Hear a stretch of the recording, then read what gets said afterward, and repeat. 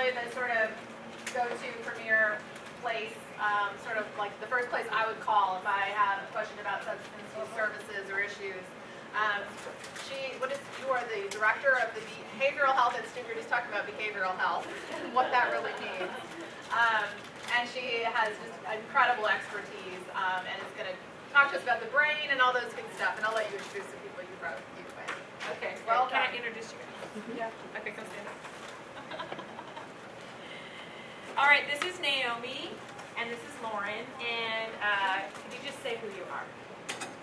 You know, why you're here with me today.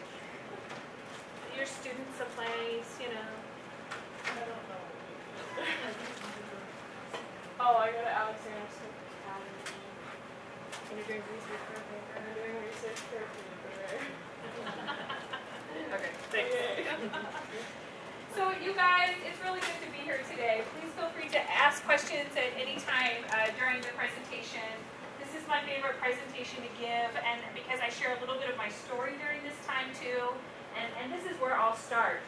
So here are pictures of me as I was growing up. Wasn't I a cute little kid? Oops, this smart word is too smart for me.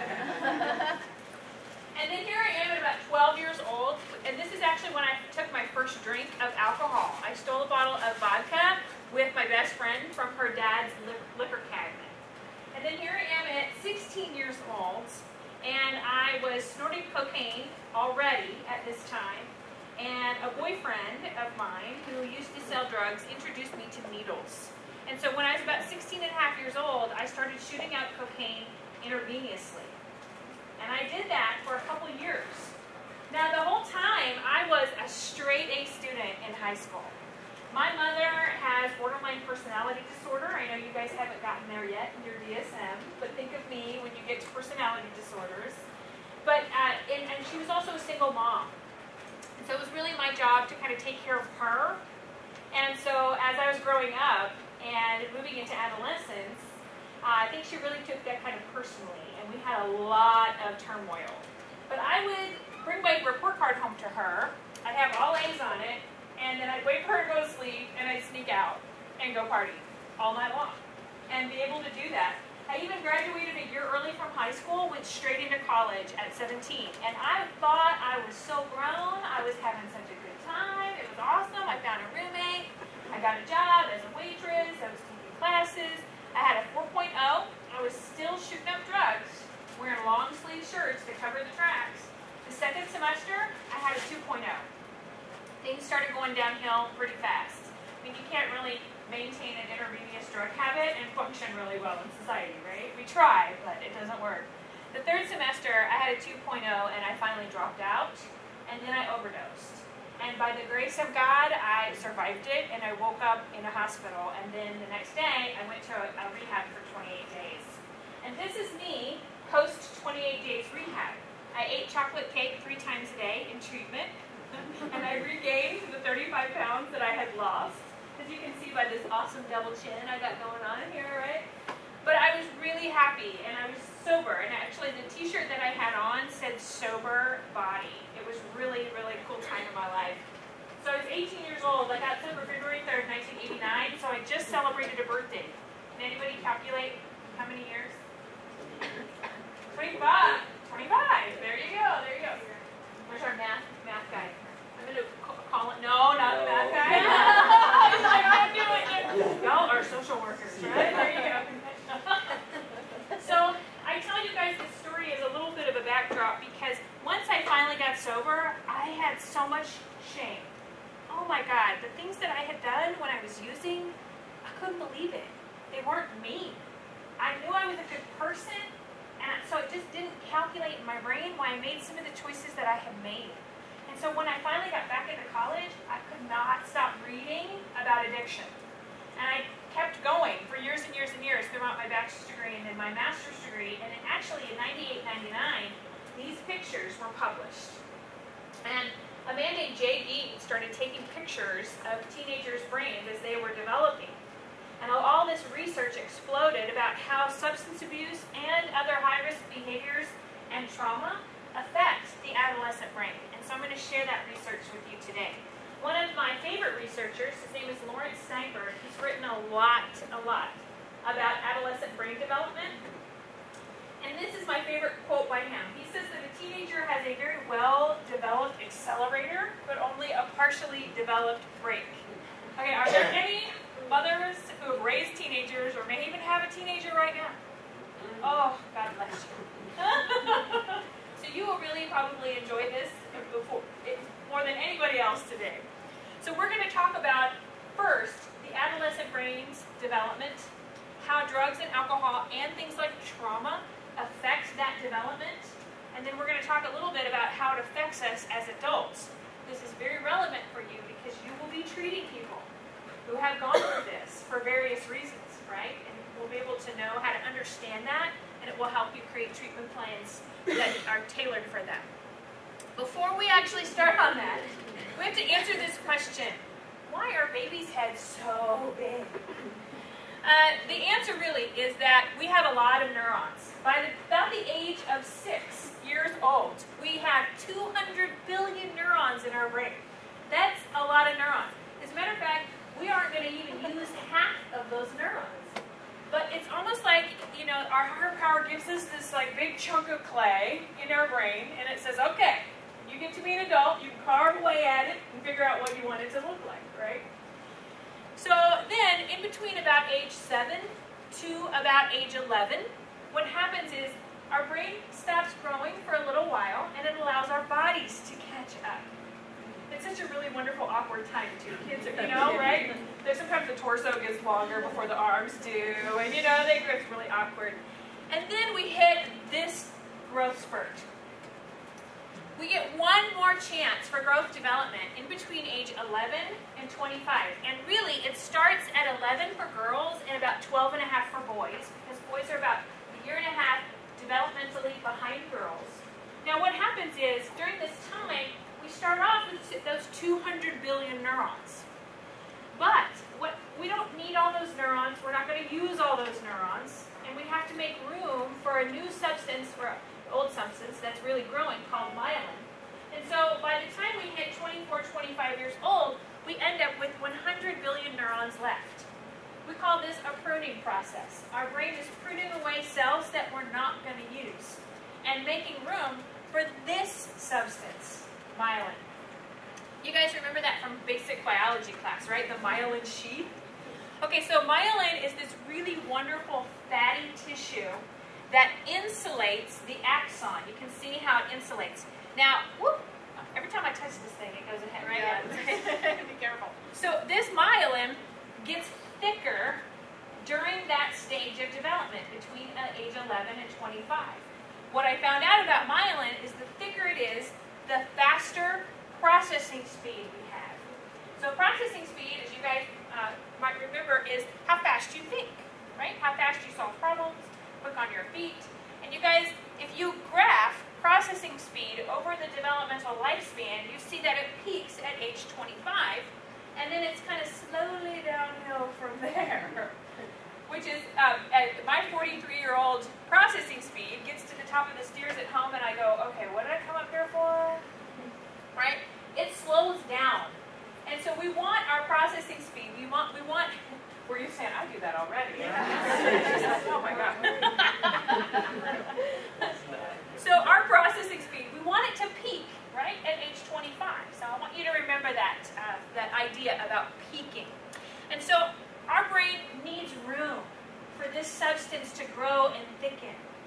And so it starts to prune away the cells that we're not using. Now here's my analogy. It's like when we're born, we get all the parts of this car by about age 6. We're going to have a really interesting car in our brain. We don't know what kind of make or model it is, how fast or slow it's going to be. And at about age 11, our brain starts putting together the parts that we need and discarding the parts that we don't. And hopefully by the time we're 25 years old, we have a fast, efficient processing machine in our brain. Right? Okay, good. So here's what it really looks like. You guys can see this brain at age 5 and compare it to this one at age 8 in our prefrontal cortex area, which is right through here behind our forehead, about halfway up our skull, is our prefrontal cortex. That's where this growth is taking place. can see there's not a whole lot of difference between 5 and 8. But then we get to that growth spurt right here at age 11, 12, and we see the thickening process happening. So according to this graph over here, the legend says that the darker the color, the less gray matter. So that's indicative of the pruning process happening. We're pruning away a lot of cells that we're not using, and we're creating really nice thick myelin. And so our processing speed, by the time we're here, should be really, really fast. Now this process is governed by a principle, the use it or lose it principle. This is a really important principle for parents, clinicians, everybody to understand, because especially teachers too. If we know this principle, then we can create teaching and intervention programs that actually reinforce the use of very specific skills if we understand how to use this principle. Now the scientific name of it is called apoptosis. And basically what this principle says, if there is electricity running down a long string of neurons in your brain will keep that string and actually add more and more neuronal connections, so it'll get longer and thicker, more complex, which means that skill will get longer and thicker and more complex, right? Skill will grow for you. Now, if you're not using a certain string of neurons, then those are the ones that get pruned away. It's really simple. Your brain is very efficient, it knows what you like, and it allows you to create long skills for the things that you like to do. And so this question about math comes up, right? So when I was younger, I was so terrible at math, but I was really good at reading and writing and public speaking. As a matter of fact, my mom used to tell me this story that she'd take me to the pediatrician, and I would grab a book from the coffee table in the doctor's office, and then I'd promptly stand on the coffee table and read to all the kids. And so here, look what I'm doing today, right? Still doing that, right? So I really liked it. I don't have a fear of public speaking. It really charges me. I really get excited to come do stuff like this. So my brain realized, wow, she's got electricity running down these strings. Let's make longer and more complex strings for her so those skills can get better. Now, unfortunately, when it comes to math, it didn't happen that way. I was always so bad at math. Now, I made A's in math to get by, right, because I was a straight A student. But I didn't like it. And so I didn't go home and read and solve math problems, right? My brain just didn't use those skills. So I had much shorter strings of neuronal connections for those things. And it felt so good to read this, because I used to have shame about it. I used to think, oh my God, I'm just a girl, I'm bad at math, girls are bad at, I used to think that kind of crazy thought, and it's so not true. It's just plain and simple, the use it or lose it principle, right? Okay. So, the skills of our prefrontal cortex that we want our kids and our clients to use are these. You guys know these well, right? I talk about this all the time. Now, your prefrontal cortex is nicknamed your CEO, right? It's the executive of your brain. It is the mature, psychosocial mature part of your brain. Now, we need to really go through these skills so that you know exactly what they are. So the first one, of abstract conceptual understanding. You guys know when we're little kids, we think in really concrete, all or nothing, black and white terms, right? And it makes life kind of really easy and really simple. But as we start to grow into adolescence, when our prefrontal cortex starts to come online, this explodes, which is great. Because the abstract conceptual understanding is the ability to understand concepts that you can't see, feel, touch. It's also the ability to understand the gray. And you guys know how handy this comes in, because you know how many rules there are in the world. For every rule, there's at least one exception, right? There's all these gray areas of life. We have to be able to move into that gray and navigate our world. Abstract conceptual understanding helps us do that. Also, impulse control. We have to be able to say no to ourselves, right? We have to balance our lives so things don't get out of control. We also have to solve complex problems and make decisions that may help us survive in the world. Now let's think about that for a second. When you're little, problem solving is really simple. You ask mom yes or no, right? When you're older, and you have to solve a problem. You have to brainstorm, right? You have to be able to think of all the different kinds of solutions. And then you go to the next level, and you think of the pros and cons of each solution. Then it's not over then, right? Then you decide on one, you implement it, it's still not over. Then you evaluate the outcome, see how you did, and you keep tweaking, right? That is adult problem solving and decision making. Very complex. We need lots of neurons, lots of neuronal connections for that skill. And hopefully all of this will result in very good judgment. And then these two here, emotion regulation and frustration tolerance. I mean, we can't walk around having temper tantrums anymore, right? I mean, it's just not appropriate. Although, I think I used my DSW joke, right? Because one time I went to DSW and I left my $10 coupon at home, and I threw a little mini temper tantrum. But it didn't go over well. She didn't give me what I wanted. We just can't do this as adults, right? We have to learn how to regulate and how to act appropriately. It really gets us more of what we want in the world than if we just, demand it. Okay, this last one, you guys, the ability to feel empathy.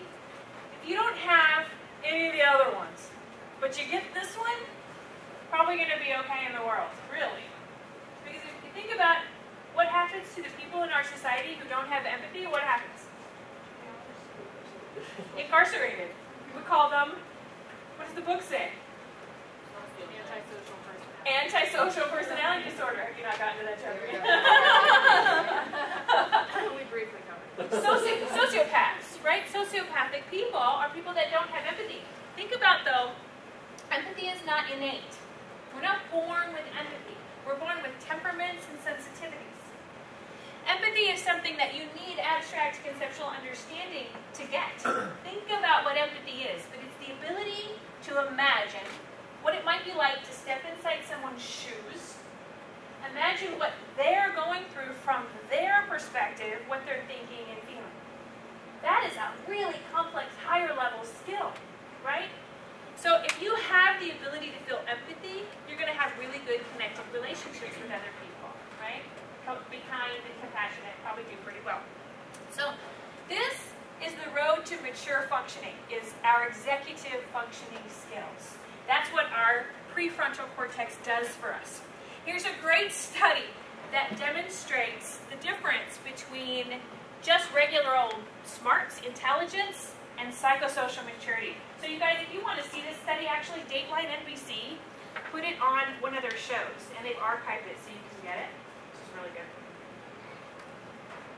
So what they did, they wanted to figure out the difference between adolescent drivers and adult drivers. So who do you guys think the better driver is? Adolescents or adults? Everybody always says that. Right? It's a given. Well, what really isn't a given is the fact that they found out that adolescent drivers are equally as good as adult drivers, even at the age of 16. Isn't that interesting? They really are. They will use their seatbelts. They will drive the speed limit, right? They'll use their turn signals. They're actually pretty good drivers, even by age 16. But what the experimenters did, what I think was genius, was they added peers to the car. So what happens? What happens when you add a peer to the car of an adult driver? Nothing. We may even drive a little better, depending upon who it is, right? It's my mother-in-law. But when you add a peer to the car with a teenager, oh my God, all hell breaks loose. Right? What's a seatbelt? Turn signal, sprint signal. You know, they're speeding, the music goes up, right? So this graph really demonstrates the difference in the brain. It shows you the trajectory of your IQ, of our intelligence. And it's interesting because our intelligence also peaks at about age 25, and it's pretty steady for most of our lives. Our IQ, how smart we are intelligence-wise, intellectual ability. Notice here that we get a huge spike at right about the age of 16. Teenagers at 16, 17 are almost as smart as they're ever going to be. And don't they know it? Right? But look at psychosocial maturity. That's your prefrontal cortex skills. decision making, problem solving, judgment, emotion regulation, impulse control. We got a flat line here. Almost till about age 18, 19. When you see it start to significantly spike up. Why do you guys think this happens? You get out in the real world, and you have to take care of yourself. All those executive functioning skills, you got to use them, right? And so we see a huge spike in this. This is good. This is what we want to see happen. And eventually, the two, hopefully, will meet. And so psychosocial maturity also peaks at the age of 25 when your prefrontal cortex is done developing. Now, if you are the parent of a teenager who is in between 16 and about 22, you are what I call living in the gap. This is why I call it my mind the gap slide, right? Because if you're right here, you have a teenager who knows they're really smart, and they are really smart, but they don't have the psychosocial maturity yet to be fully grown and independent. So we have to act as their prefrontal cortex for them until theirs completely fully develops, but they don't want us to. They don't want us to, right? Because they're smart. And so this is like the crux of parenting a teenager, is learning how to navigate this. Now you guys, we're at the point in the presentation where we can really answer this question, because you know what the prefrontal cortex does, you know how important it is for adult functioning. How do high-risk behaviors like drugs or alcohol, maybe even chronic depression or stress, living in a house that has alcoholism, maybe a raging parent, domestic abuse or violence, or other things like pornography addiction. I've been working with a person who has had a pornography addiction since the age of 14 because of introduction of the iPad and no parental controls. Scary, isn't it? Really scary. So, and also trauma. If we face trauma during this time, it affects the brain in a very, very particular way. So we're going to talk about that. Before we do, we have to also know another part of the brain, the limbic system. Otherwise known as the midbrain. Sometimes people have called this the reptilian brain or even the mammalian brain, which is actually what it is. It's been around for a really, really long time. This is, I think, the coolest 3D version picture of it. It shows you all the little teeny tiny organelles inside your limbic system. Your limbic system, it does a lot of things for you, but it does two major things for you. One is your fight or flight part of your system, right? And the other is all pleasurable experiences. So your midbrain, it's not a thinker, right? Your prefrontal cortex is the thinker. Your limbic system, it's just a reactor. It's constantly scanning the environment